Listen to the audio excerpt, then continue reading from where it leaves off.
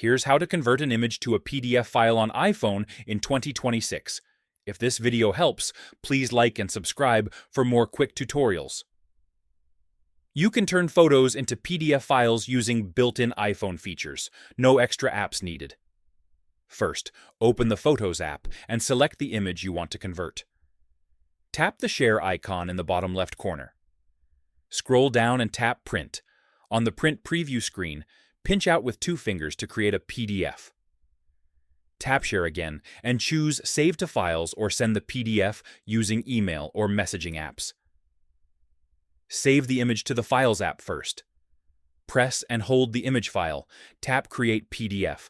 Your PDF is created instantly. Open the Notes app. Tap the camera icon and choose Scan Documents. This creates a PDF automatically.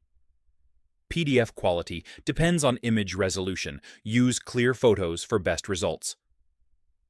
You can combine multiple images into one PDF by selecting multiple photos before converting.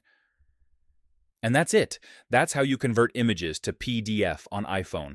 Subscribe for more iPhone tips.